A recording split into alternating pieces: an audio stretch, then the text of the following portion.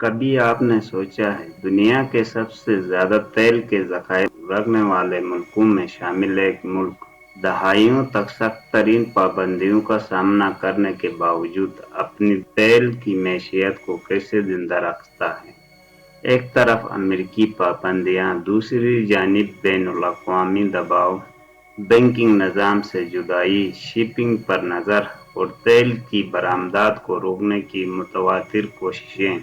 आमतौर पर ऐसी सूरत-हाल में किसी भी मुल्क की मैशियत तबाह हो सकती है, लेकिन ईरान ने सिर्फ मुक़ावमत ही नहीं की, बल्कि ऐसी हिकमत अमलियां इख्तियार कीं जिन्होंने दुनिया भर के माहिरीन मैशियत को हैरान कर दिया। क्या आप जानते हैं कि एक वक्त ऐसा भी आया जब बहुत से लोग समझ रहे थे कि ईरान की तेल की सनत खत्म हो जाएगी, मगर चंद साल बाद वही ईरान लाखों बैरल तेल दोबारा आलमी मार्केट में बेच रहा था। आखिर ये कैसे मुमकिन हुआ? क्या ये सिर्फ खुशकिस्मती थी या इसके पीछे दहाइयों पर मुहित एक तवील मंसूबाबंदी छुपी हुई थी? आज की इस डॉक्यूमेंट्री में हम जानेंगे कि ईरान ने माजी से लेकर आज तक ऐसी कौन सी हिकमत अमलियां अपनाई जिन्होंने बार बार के सैंक्शंस, जंग और बैनुल-अक़वामी दबाव के बावजूद इस तेल की मैशियत को कायम रखा। और आखिर में हम ये भी देखेंगे कि दुनिया के दूसरे मुल्क इस तजर्बे से क्या सीख सकते हैं। ईरान की मैशियत की कहानी सिर्फ तेल की कहानी नहीं, बल्कि बका की कहानी है। इस मुल्क के पास दुनिया के सबसे बड़े तेल और गैस के ज़खायर में से कुछ मौजूद है। इसी वजह से कई दहाइयों तक तेल ही ईरान की मैशियत की रीढ़ की हड्डी रहा। तेल हासिल होने वाले आमदनी से सड़कें बनी, कारखाने कायम हुए, बुनियादी ढांचा तैयार हुआ और लाखों लोगों को रोजगार मिला। लेकिन जिस वक्त कोई मुल्क एक ही वसीले पर ज्यादा इन्हिसार करने लगता है, तो वही वसीला इसकी सबसे बड़ी कमजोरी भी बन सकता है। सन 1979 में ईरानी इनकलाब ने पूरा निज़ाम बदल दिया। इसके बाद बहुत सी मगरबी कंपनियां ईरान से निकल गईं, गैर मुल्की सरमायाकारी में शदीद कमी आ गई और तेल की सनत को नए हालात का सामना करना पड़ा। इसके फौरन बाद ईरान इराक जंग शुरू हो गई। 8 साल तक जारी रहने वाली इस जंग ने तेल की तनसीबात, पाइपलाइन और बंदरगाहों को शदीद नुकसान पहुंचाया। किसी भी मुल्क के लिए इतने बड़े नुकसान के बाद वापसी बहुत मुश्किल होती है, लेकिन ईरान ने अपनी पहली बड़ी हिकमत अमली इख्तियार की, वो थी खुद इन्हिसारी। हुकूमत ने गैर मुल्की माहिरीन पर इन्हिसार कम करना शुरू किया। मुकामी इंजीनियर्स को तरबियत दी गई, दाखिली तकनीकी सलाहियत में सरमायाकारी की गई। आहिस्ता आहिस्ता ईरान ने कई ऐसे काम जो पहले गैर मुल्की कंपनियां करती थी, अपने माहिरीन के जरिए करना शुरू कर दिए। ये अमल सुस्त जरूर था, मगर इसने मुस्तकबिल के लिए मजबूत बुनियाद फराहम की। फिर वक्त बदला। अमेरिका और कुछ दूसरे ममालिक ने ईरान पर सख्त माशी पाबंदियां आयद करना शुरू की। तेल की बरामदात को निशाना बनाया गया। बैनुल-अक़वामी बैंकिंग निज़ाम तक रसाई मुश्किल बना दी गई। इरादा वाज़ेह था, ईरान की मैशियत का सबसे बड़ा जरिया आमदनी बंद कर दिया जाए। लेकिन यहीं से ईरान ने अपनी दूसरी बड़ी हिकमत अमली अपनाई। खरीदारों में इसने सिर्फ रवायती मार्केटों पर इन्हिसार करने के बजाय ऐसी मार्केटों की तरफ रुख किया जिन्हें ईरान के तेल की जरूरत थी, खुसूसन एशिया के कुछ ममालिक और बिलखुसूस चीन। चीन दुनिया की सबसे बड़ी तेल इस्तेमाल करने वाली मैशियतों में शामिल है, इसलिए इसने मुख्तलिफ अदवार में ईरानी तेल खरीदना जारी रखा, अगरचे तरीक़ाकार पहले से ज्यादा पेचीदा होता चला गया। इसी दौरान ईरान ने सिर्फ खाम तेल बेचने पर इन्हिसार कम करना शुरू किया। इसने पेट्रोकेमिकल सनत में बड़ी सरमायाकारी की, क्योंकि खाम तेल के मुकाबले में पेट्रोकेमिकल मसनूआत बाज़ औक़ात ज्यादा कीमत पर बिकती हैं और इनकी बरामदात निस्बतन बाजारों में मुतनव्वि बाजारों में की जा सकती है। यही वजह थी कि जब खाम तेल पर दबाव बढ़ा तो पेट्रोकेमिकल सनत ने मैशियत को कुछ हद तक सहारा दिया, लेकिन ईरान की सबसे ज्यादा गैर मामूली हिकमत अमली अभी बाकी थी और उसी ने दुनिया की नजर में अपनी तरफ मबजूल कर ली। लेकिन इस सब के बावजूद एक बहुत बड़ा सवाल बाकी था।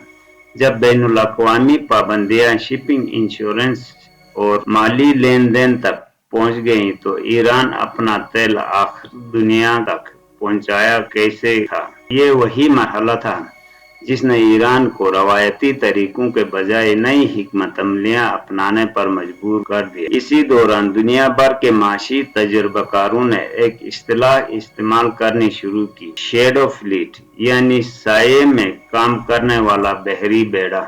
इससे मुराद ऐसे तेल बरदार जहाज जो मुख्तलिफ मुल्की रजिस्ट्रेशन, मालिकाना ढांचों और तिजारती तरीकों के जरिए तेल की मुंतकली को जारी रखते हैं। बैनुल अक़वामी रिपोर्ट्स के मुताबिक ईरान ने मुख्तलिफ वक्तों में ऐसे तिजारती निज़ामों से फायदा उठाया ताकि बरामदात मुकम्मल तौर पर मुनक़ता न हो, लेकिन सिर्फ जहाज बदल देना काफी नहीं था। इसके साथ अदायगी का मसला भी मौजूद था, क्योंकि बहुत से बैनुल अक़वामी बैंक पाबंदियों की वजह से लेन देन करने से गुरेज कर रहे थे। इसीलिए ईरान ने कुछ मामलात में मुकामी करेंसियों, बाहिमी तिजारत और बाद औकात माल के बदले माल के मुआहिदों जैसे मुतबादिल तरीकों से भी फायदा उठाया। इन तमाम तरीकों का मकसद एक ही था, तेल की रवानी को मुमकिन हद तक जारी रखना।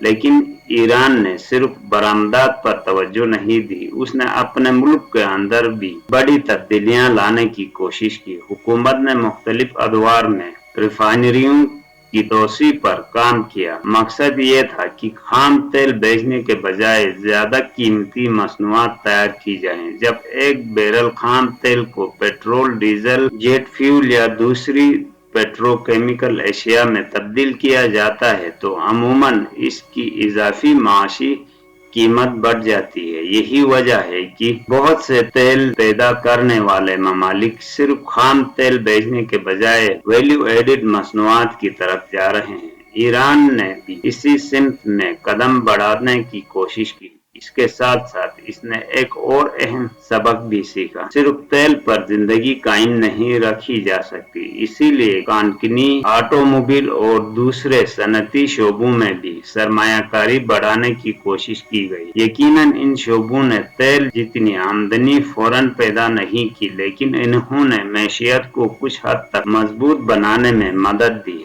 आज भी ईरान की मैशियत को बहुत से चैलेंजेस दरपेश हैं। पाबंदियां, अफरातज़र, गैर मुल्की सरमायाकारी में रुकावट और आलमी तेल की कीमतों में उतार चढ़ाव अभी भी अहम मसाइल। लेकिन इसके बावजूद ईरान की माशी कहानी दुनिया भर के माहिरीन के लिए एक मुतालिया केस बन चुकी है, क्योंकि ये कहानी ये दिखाती है कि जब एक मुल्क को बहुत बड़े बैरूनी दबाव का सामना हो तो वो सिर्फ मुकावमत ही नहीं बल्कि इंजीनियरिंग, तिजारत, मुतबादिल मनसूबाबंदी और मुकामी सलाहियत के जरिए नए रास्ते भी तलाश कर सकता है। लेकिन इस कहानी का दूसरा रुख भी है कि तवील-उल-मुद्दती तरक्की के लिए सिर्फ तेल काफी नहीं होता। मजबूत इदारे, शफाफ माशी पॉलिसियां, गैर तेली बरामदात, टेक्नोलॉजी, तालीम और इंसानी सरमाया किसी भी मैशियत की हकीकी बुनियाद होते हैं। इसीलिए आज दुनिया के बहुत से तेल पैदा करने वाले ममालिक अपनी मैशियत को मतनों